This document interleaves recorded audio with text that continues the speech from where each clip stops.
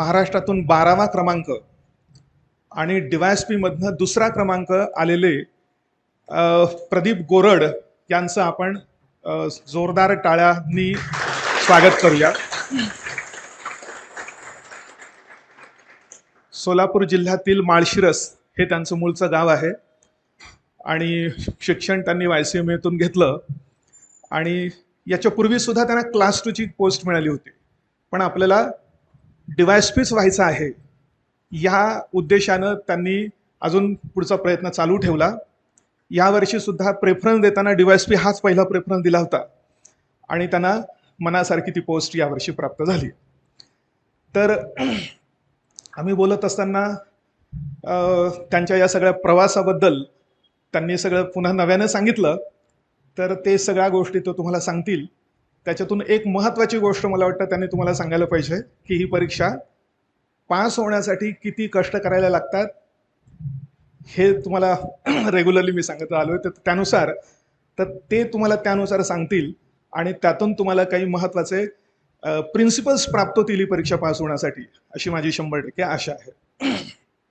आणि नंतर तुम्हाला हवे असलेले सगळे कुठलेही प्रश्न तुम्ही त्यांना निश्चित विचारू शकता.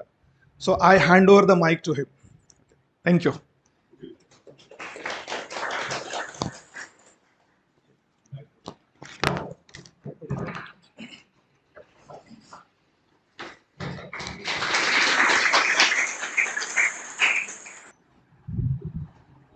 Good afternoon everyone. आज खरं तर या भगीरथ परिवारामध्ये सरांनी मला बोलवलं, माझा छोटासा सन्मान केला आणि तुम्हाला मार्गदर्शन करण्याची संधी दिली. त्याबद्दल सुरुवातीलाच मी संपूर्ण भगीरथ टीमचं खूप खूप आभार मानतो. तुम्हाला मी जास्त वेळ बोलणार नाही, 10 ते 15 मिनिटच बोलेल. परंतु जो काय माझा पाठीमागचा प्रवास आहे, त्या प्रवासामध्ये माझ्या झालेल्या चुका, स्पर्धा परीक्षेतील आव्हाने, जो काय सध्याचा काळ आहे त्याविषयी मी तुम्हाला थोडक्यात बोलेल. खरं तर विद्यार्थी मित्रांनो, मी तुमच्यासारखाच किंवा तुमच्याही वेगळ्या परिस्थिती असणारा एक सर्वसामान्य कुटुंबातून आलेलो आहे. माझं पूर्ण शिक्षण हे प्राथमिक शाळेमधूनच झालं. 11-12वी सायन्सनं केली मी. परंतु 8वी-9वी मध्ये असताना ठरवलेलं की मला PSI व्हायचंय. PSI होण्याचं तेव्हा मी स्वप्न बाळगलं आणि 11-12वी सायन्सनं केल्यानंतर ठरवलं की आता आपल्याला इंजिनिअरिंग मेडिकल न करता BA करायचंय. मग BA ला ॲडमिशन घेतलं मी आणि पुण्यामध्ये आलो. पुण्यामध्ये आल्यानंतर समजलं एक PSI पेक्षाही MPSC मार्फत जे की सर्वोच्च पद भरलं जातं पोलीस डिपार्टमेंटमधील DYSP पद असतं. आणि तेव्हा ठरवलं की आता काही झालं तरी आपल्याला PSI व्हायचं नाही, झालं तर DYSP व्हायचंय. रक्ताचं पाणी करेल पण झालं तर DYSPच होईल. मग 2017-18 साली स्वप्न बाळगलं. 18ला ग्रॅज्युएशन झालं.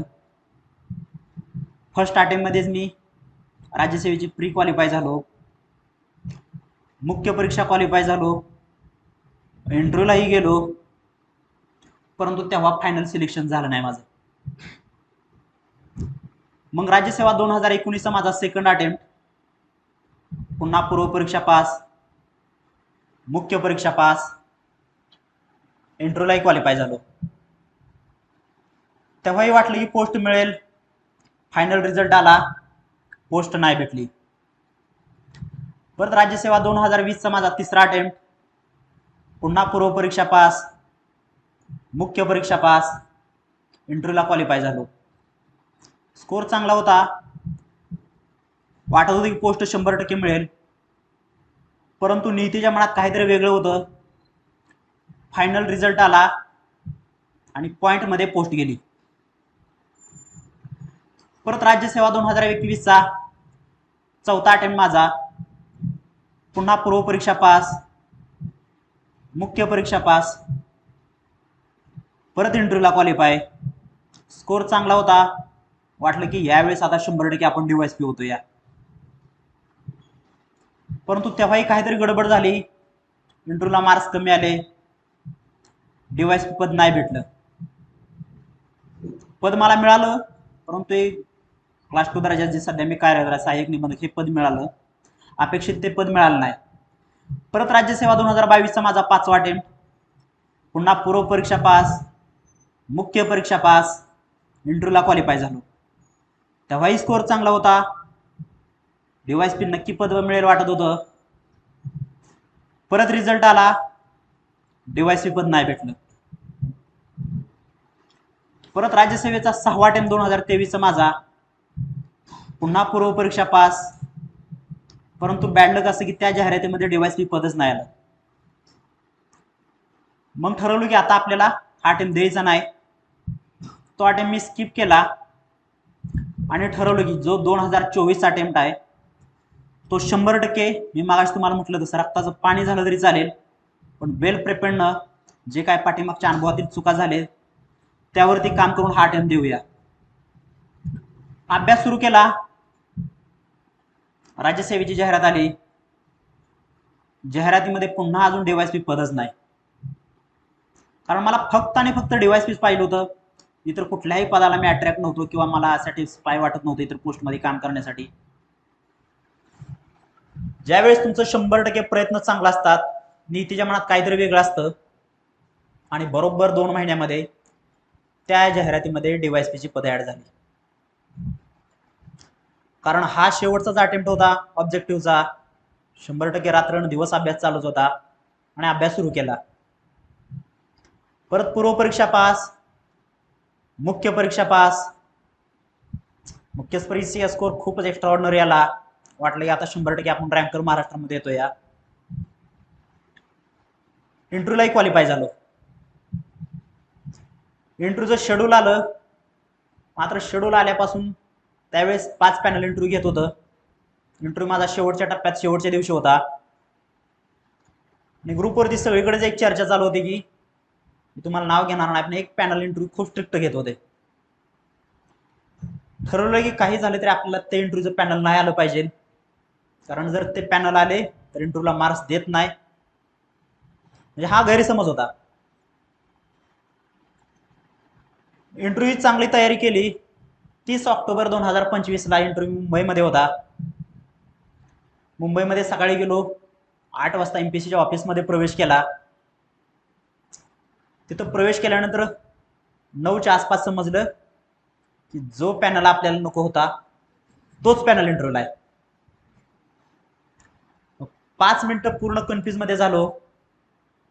वाटलं की आता एवढ्या वर्षीचं स्वप्न 7-8 वर्षाचं आपलं पुन्हा धुळीस मावळतंय का नाही, मावळतंय काय. परंतु एक 5 मिनिटांमध्ये सावरलो. तयारी खूप चांगली आहे म्हणलं, आपला फुल कॉन्फिडन्सने जाऊया, 100% सरांना सॅटिस्फाय होतील असे आन्सर देऊया. इंटरव्ह्यू 1च्या आसपास माझा MPSCच्या आज सरांच्या मी केबिनमध्ये प्रवेश केला. सगळ्यांना अभिवादन केलं, छानशी स्माइल दिली. स्माइल केल्या सर म्हणले DYSP का? सरांना म्हटलं येस. सर DYSP म्हटले का? म्हटलं 100% आता आपण लढाई जिंकलो इथेच. इंटरव्ह्यू सुरू झाला.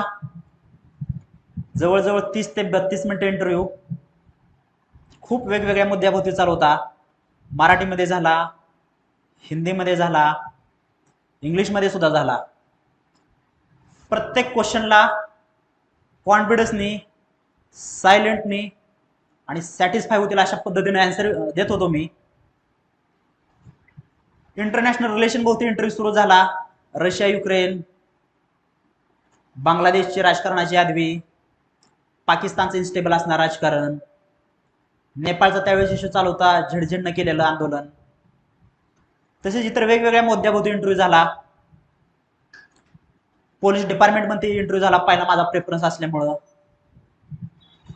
आणि जाताना शेवटच्या 2 मिनिटात सरांनी एक क्वेश्चन विचारला, एक चांगला सक्सेसफुल ऑफिसर बनण्यासाठी त्याच्याकडे कोणत्या क्वालिटी पाहिजेत.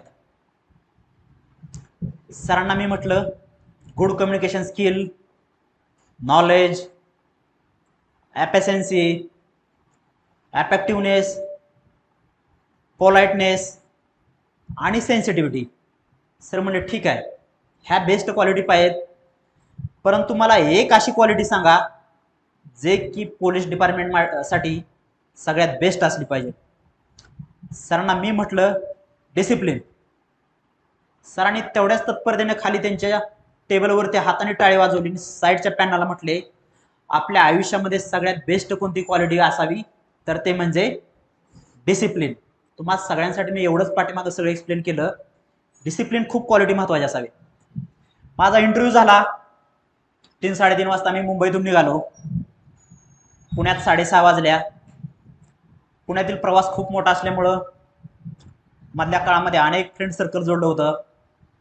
सगळ्यांनी सेलिब्रेशनची तयारी सुरू केली. काही झालं तरी भाव आपल्या ह्यावेळी डिवाइस होणार आहेत. रूमच्या बाहेरच सगळेजण जमलेली. रूम मध्ये मी प्रवेश केला, परंतु मनामध्ये धाकधूक होती की जो पॅनल आपल्याला नको होता तो पॅनल आलाय. इंटरव्ह्यूला मार्क्स येतात का नाही, स्वप्न धुळीस मिळते का नाही.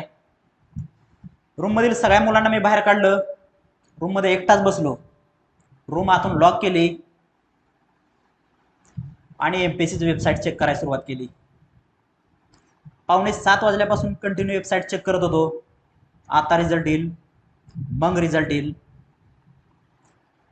कंटिन्यू मनात धाकधूक होती, हृदयाचं धडकन ठोकं वाढत होतं. 7:30 वाजले, रिझल्ट आला नाही अजून. वेबसाईट चेक करणं चालूच होतं आणि बरोबर 7:58 एमपीएससीच्या वेबसाईटवरती राज्यसेवेची पीडीएफ आली. पीडीएफ आली का त्याच सेकंदाला मी डाउनलोड केली.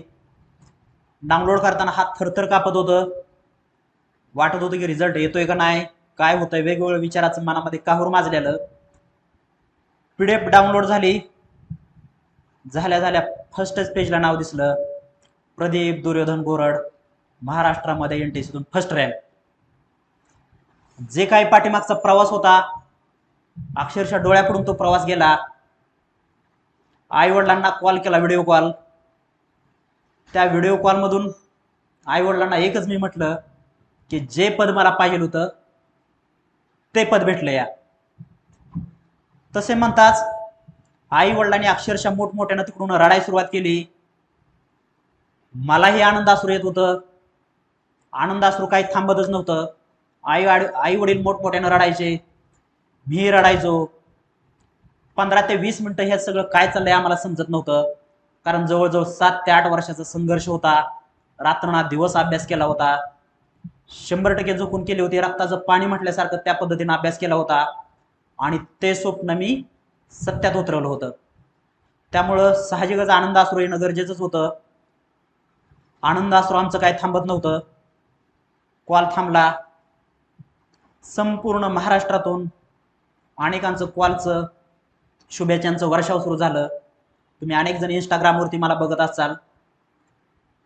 खूप वेगवेगळ्या भागातून अनेक जण घरी भेटीगाठी घ्यायला आले. प्रत्येकाने गावामध्ये खूप मोठी मिरवणूक काढून सेलिब्रेशन झालं. आणि जे पद पाहिलं होतं, ज्यासाठी मी तपश्चर्या केली होती किंवा ज्या मी बॅकग्राऊंड मधून आलो होतो, ते सगळ्यांसाठी नक्कीच अभिमानास्पद गोष्ट होती.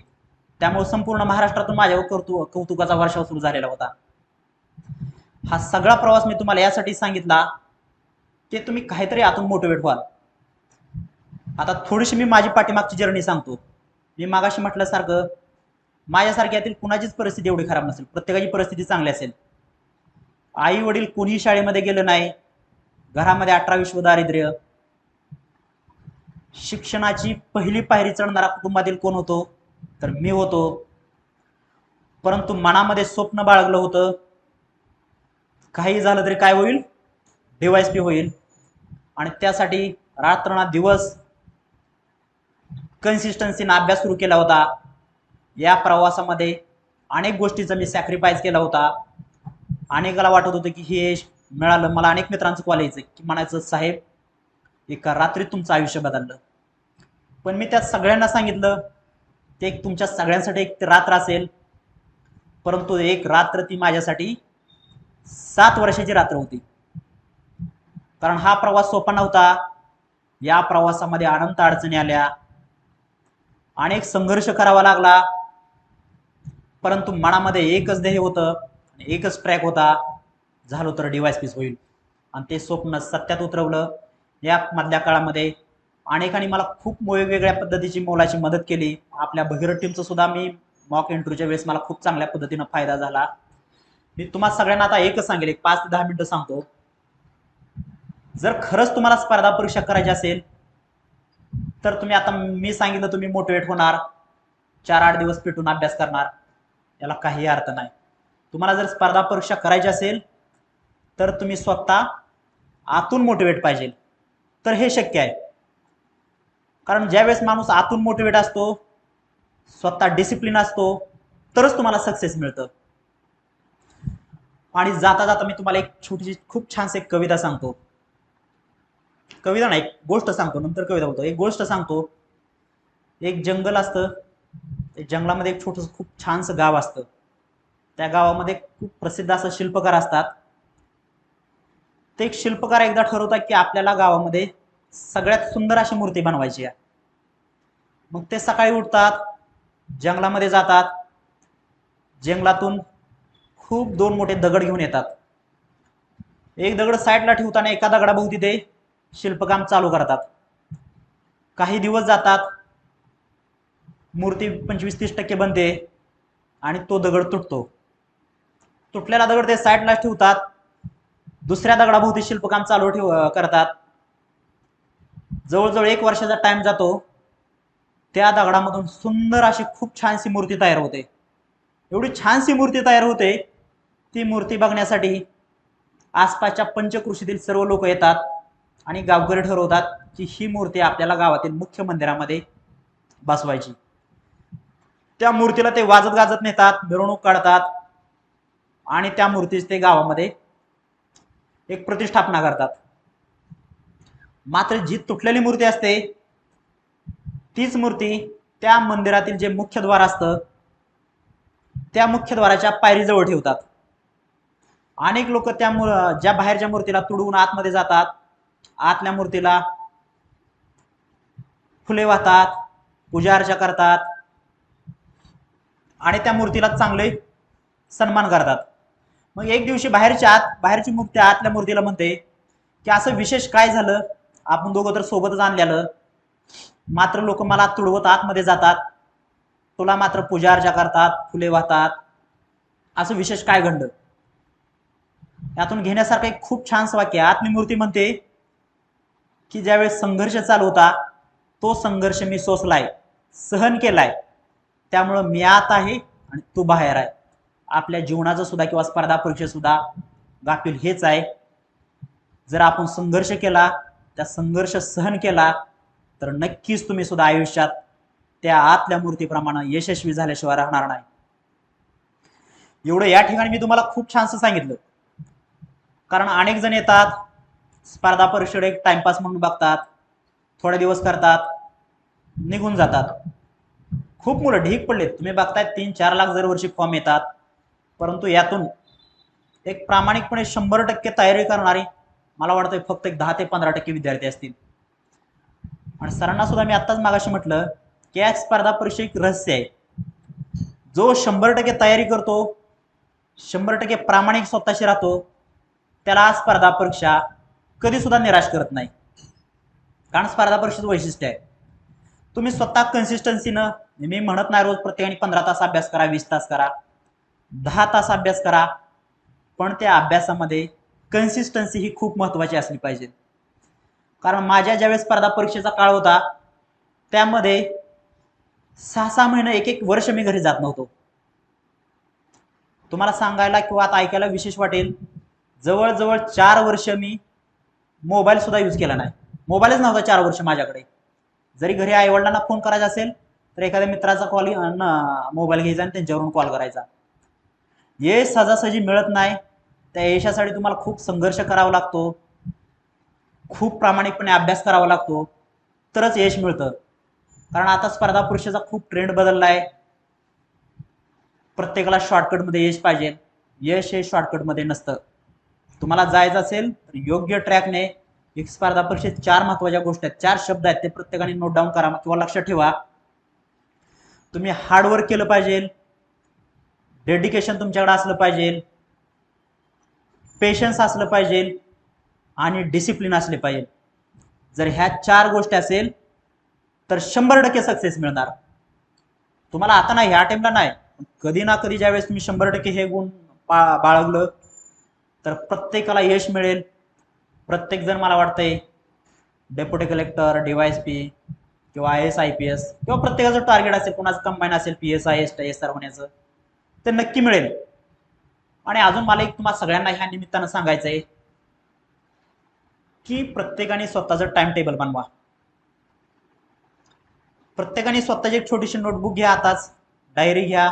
कारण मी सलग 6 वर्ष स्वतः डायरी यूज केलेली आहे.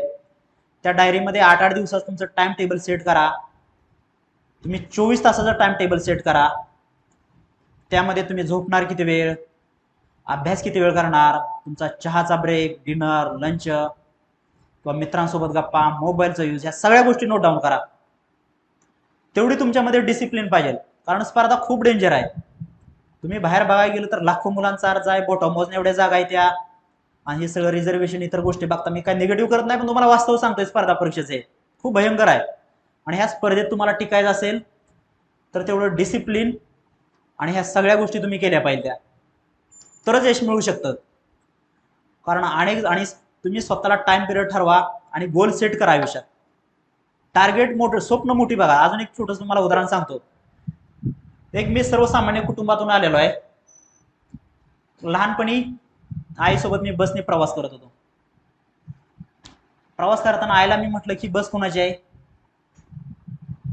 आई म्हटली सरकारची आहे. एकदा घरापुढून आम्ही उभा राहिलेलो, वरून विमान गेलं. आईला विचारलं हे विमान कोणाचं आहे, आई म्हटली सरकारचं आहे. मग तेव्हापासून माझ्या डोक्यामध्ये सरकार सरकार हा शब्द कंटिन्यू होता. 5वी मध्ये आम्ही शाळेत गेलो, म्हणजे प्राथमिक शाळेतून वेगळ्या शाळेमध्ये गेलो. पहिल्या दिवशी प्रत्येक विद्यार्थ्यांना शिक्षक विचारत होते की तुम्हाला काय बनायचंय. अनेक जण मुलगा सांगायचा डॉक्टर बनायचंय, इंजिनियर बनायचंय, बिझनेसमॅन बनायचंय किंवा उत्तम शेतकरी बनायचंय. माझ्यावर नंबर आला. मला विचारलं तुला काय बनायचंय, मी म्हटलं मला सरकार बनायचंय. सगळी हसायला लागली. परंतु तेव्हा मी सरकार म्हटलेलं, त्याच सरकारमध्ये मला 30 ते 35 वर्ष प्रशासनामध्ये सेवा करण्याची आज संधी मिळते. कारण स्वप्नही मी तेव्हा लहानपणी मोठं बघितलेलं. स्वप्नही छोटं बघू नका. प्रत्येक जण येत असाल, आपल्याला वाटतं की कुणी क्लार्कचं स्वप्न, कशाला क्लार्कचं स्वप्न ठेवतात, DYSP ठेवा, IAS IPS मोठी स्वप्न बाळगा ना.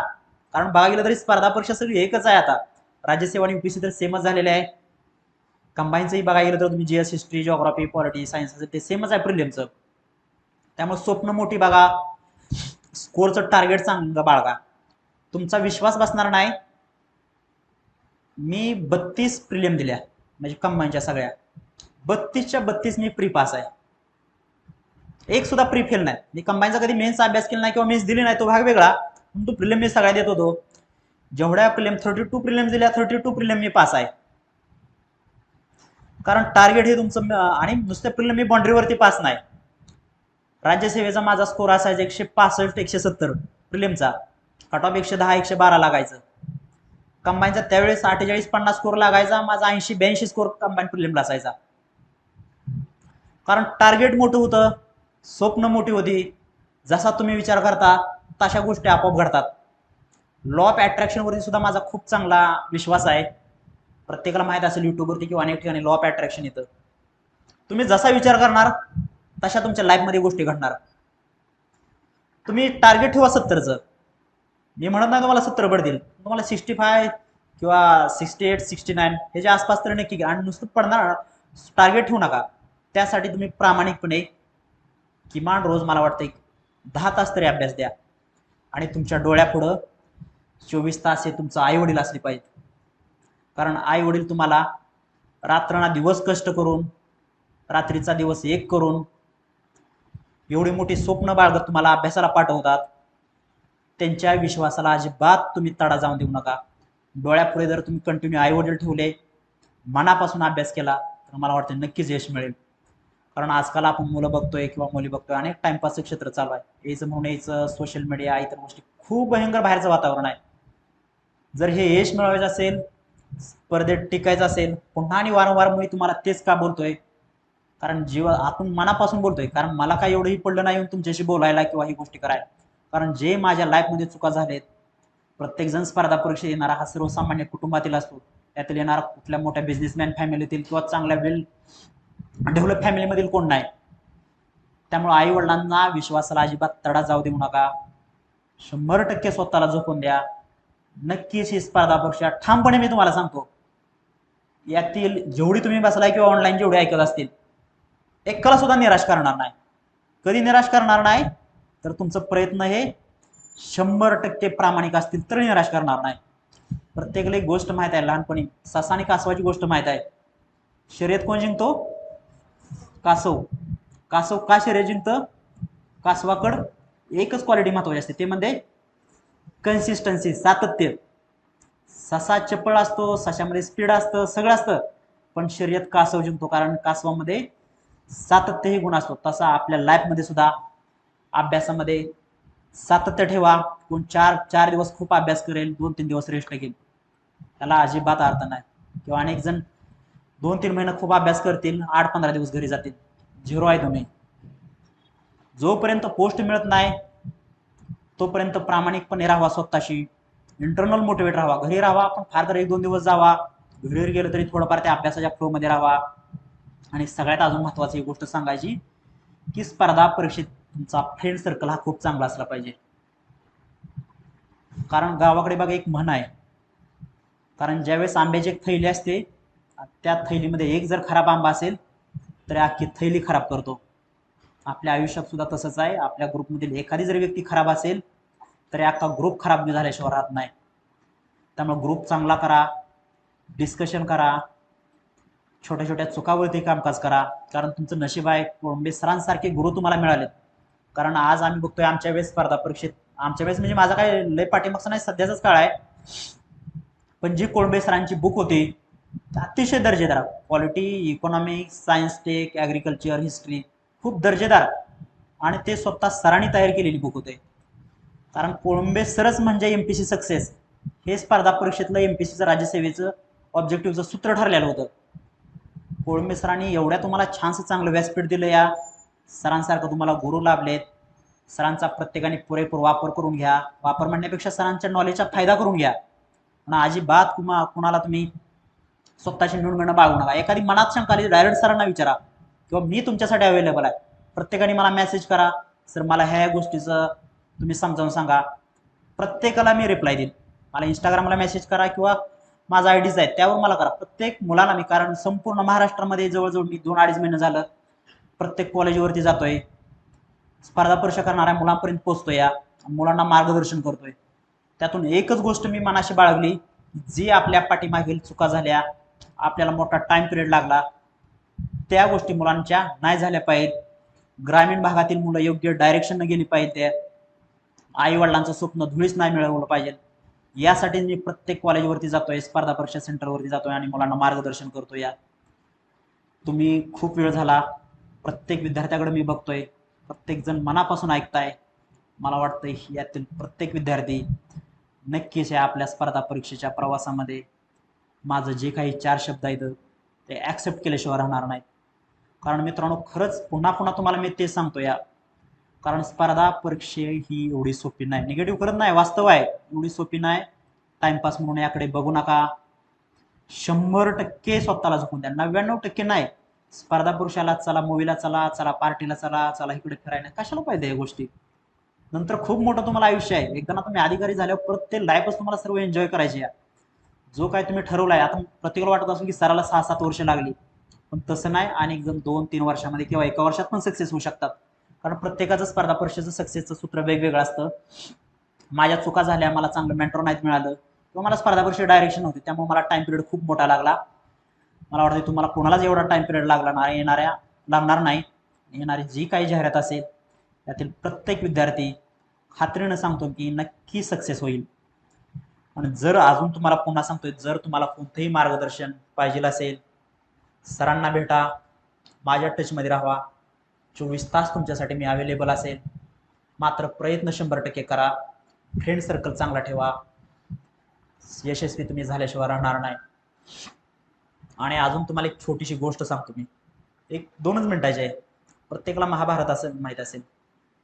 महाभारतामध्ये 2 पात्र आहेत, कौरव आणि पांडव. त्यांचं गुरु कोण असतात दोघांचे पण? द्रोणाचार्य. मग ते असतात कशात? आर्चरीमध्ये, नेमबाजीमध्ये. ते शिष्यांना सकाळी ठरवतात की सगळ्यांची त्यांना परीक्षा घ्यायची नेमबाजीमध्ये. ते जंगलात घेऊन जातात, ते एका झाडावरती लाकडी पक्षी तयार करून ठेवतात. प्रत्येकाला सांगतात की तुम्ही त्या पक्षाचा डोळा उडवायचा आहे. प्रत्येक जण येतो, प्रयत्न करतो, पक्षाचा डोळा कुणालाच उडत नाही. सगळ्यात शेवटी नंबर येतो अर्जुनावरती. अर्जुनावरती नंबर आला का अर्जुन बरोबर ते घेतात मशीन आणि त्या पक्षाचा डोळा उडवतात. त्यांनी डोळा उडवल्यानंतर प्रत्येक शिष्याला सर आधी सुरुवातीपासून विचारतात, तुम्हाला झाडावरती काय काय दिसलं? त्यातील प्रत्येक जण सांगतात, मला फुले दिसली, फळ दिसलं, पाने दिसली, फांद्या दिसल्या. अर्जुनावरती नंबर येतो. अर्जुन सांगतात, मला त्या झाडावरील पक्षाचा फक्त आणि फक्त डोळा दिसला. स्पर्धा परीक्षा सुद्धा तेच आहे. तुम्हाला जे काय व्हायचंय ते फक्त आणि फक्त 24 तास तुमच्या डोळ्याभोवती ते तुमचं गोल असले पाहिजे, तरच तुम्हाला हे सक्सेस मिळू शकतं. प्रत्येकाला आवडलं हे लेक्चर? मनापासून अभ्यास करणार? मलाही इथं बोलवलं, तुमच्याशी काही वेळ इंटरॅक्शन केला. तुम्हा सगळ्यांना तुमच्या भविष्यासाठी खूप खूप शुभेच्छा. आणि मला इथं बोलवलं सगळ्या भगीरथ टीमचं, सूरज सरांचं, सन्माननीय कोळंबे सरांचं मी मनापासून आभार मानतो आणि थांबतो. जय हिंद, जय महाराष्ट्र.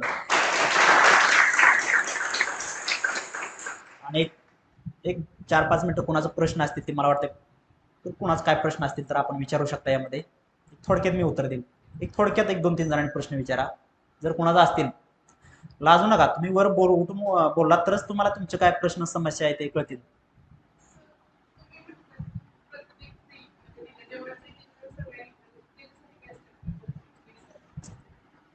आता खरं तुम्हाला सांगायचं झालं तर मी अभ्यास प्रामाणिकपणे 100% करत होतो.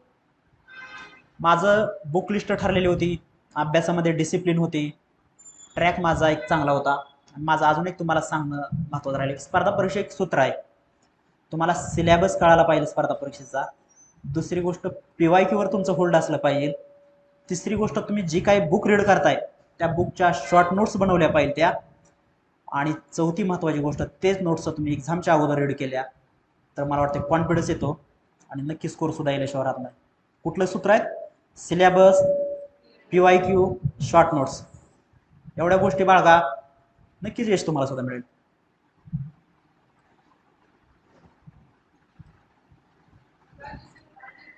हा 100. मी माझे राज्यसेवा मेन्सला ऑब्जेक्टिव्ह आमच्या वेळेस 700 मी गोल करायचं. आडेम नॉर्मल कधीच करायचं नाही, कारण तुमचा अभ्यास असतो, काय ना काय लॉजिक वापरायचं ना तिथे. आडेम अजिबात कमी ठेवायचं नाही, काय ना काय लॉजिक लागतं, लॉजिक वापरायचं.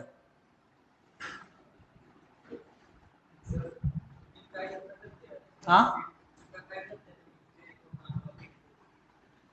आता सगळ्यात महत्त्वाची चूक सांगायचं झालं तर मी खूप सुरुवातीला सुरक्षेस वापरलं.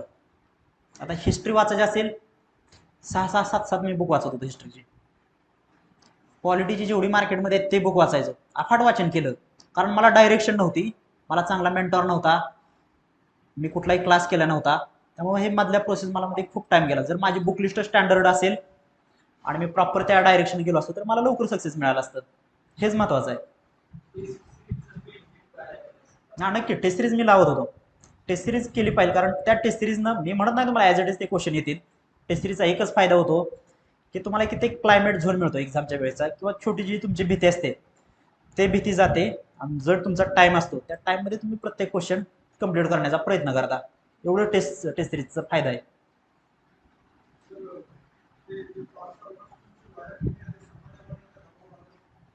कशा समाजाला भेज असतं काय स्पर्धा परीक्षेत उतरायला? कुठला समाजन काय, फक्त आई वडील ना आपण. ज्या वेळेस तुमचं गोल सेट असतं, समाज काय म्हणतो काय म्हणतो विचार करायचा नाही. आपण हे मी म्हटलं तसं डोळ्या पुढं त्या अर्जुनासारखा आपल्या त्या पक्षाचा डोळा आहे का, तसंच स्पर्धा परीक्षा आणि परीक्षेचं टार्गेट असलं पाहिजे. समाजाचं काय प्रेशर घ्यायचंय? समाज तुम्हाला पैसे पुरवतो, समाज तुमच्या सुख दुःखात येणार आहे. समाजाचा काय विचार करायचा? तुमच्या आई वडिलांचा फक्त विचार करा, अजिबात दुसरं कोणाचा विचार करू नका.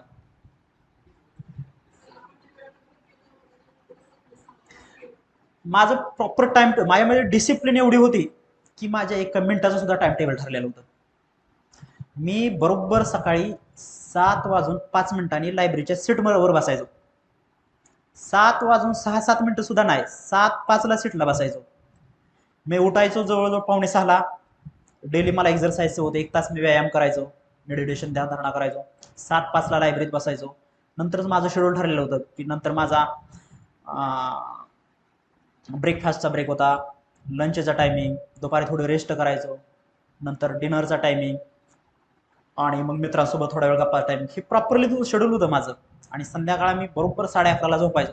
11:15 लायब्ररीतून जायचो, 15 मिनिटात फ्रेश होऊन 11:30 झोपून जायचो. ॲक्युरेट माझं शेड्यूल होतं. ते शेड्यूल काय 1-2 दिवसाचं नव्हतं, 6 वर्षाचं ही अखंड शेड्यूल होतं.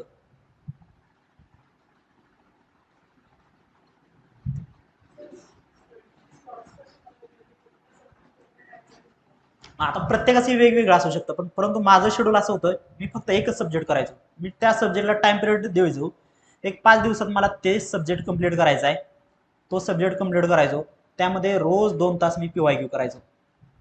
2 तास PYQ, त्या सब्जेक्टचं रिडिंग, परत संध्याकाळी जाताना मी दिवसभरात काय वाचलं ते स्पीडमध्ये नोट्स काढलेले असायचे ते रिवाईज, परत सकाळी लायब्ररीत आल्यानंतर आपण रात्री काय वाचलंय ते माझं रिवाईज.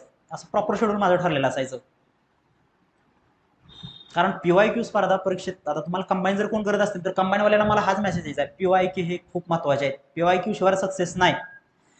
कारण ही पूर्ण ऑब्जेक्टिव्ह बेस आहे. तुमचा अभ्यास किती चांगला असेल तर अनेक जणांचं एक सूत्र असतं की किंवा जे सक्सेस होणाऱ्यांचं 40% PYQ रोज सोडवायचं, 60% स्टडी करायचा रिडिंग. 40% तुम्ही PYQ सोडवायचं. मी रोज 400 PYQ सोडवायचो. डेली 400 PYQ रोज सोडवायचो मी 2 तासामध्ये. झालं प्रत्येकाला डाऊट? हा हा तुम्ही आहेत का आता? इंटरव्ह्यू जर काय सांगायचं झालं तर काय नाही, तुम्ही चांगली आधी मेन्सला चांगला स्कोर घ्या. इंटरव्ह्यू ही तुमच्या पर्सनॅलिटीवर ठरलेला असतो. इंटरव्ह्यूची काय वेगळी तयारी नसते. तुमचं जे काय ग्रॅज्युएशन झालेलं आहे, तुमचं फॅमिली बॅकग्राऊंड असेल, त्यावेळेचं जे काय करंट इश्यू असतील त्यावरती इंटरव्ह्यू जातो. परंतु इंटरव्ह्यूमध्ये जास्त मार्क यायला माझे 6 इंटरव्ह्यूच्या अनुभवानुसार एकच गुण आहे, ते म्हणजे कॉन्फिडन्स. तुमच्याकडे कॉन्फिडन्स इंटरव्ह्यूमध्ये चेक केला जातो आणि तुम्ही खरं किती बोलताय. तुम्ही जर खोटं किंवा बनवाबनवीची उत्तर देत असेल तर 1 मिनिटामध्ये पॅनलला लक्षात येतं. कारण 35-35, 40-40 वर्ष सर्व्हिस केलेला एक्सपिरियन्स असतो त्या पॅनलच्या लोकांकडे. तुमच्या आय कॉन्टॅक्ट वरून विचारतात, हा की मनापासून बोलतोय का ह्यानं क्लासवाल्याने तयार केलेलं उत्तर बोलतोय. इंटरव्ह्यूमध्ये तुमची ओरिजिनल पर्सनॅलिटी चेक केली जाते. इंटरव्ह्यूच्या वेळेस सांगा, नक्की मी तुमच्याशी बोलेल, चांगलं मार्गदर्शन करतो. झालं सगळ्यांचं डाऊट? खूप छान वाटलं, प्रत्येकाने मनापासून ऐकलं. नक्कीच मी तुमच्या टचमध्ये राहील. काही अडचण असल्या तरी मला विचारा आणि इथं थांबतो मी. धन्यवाद.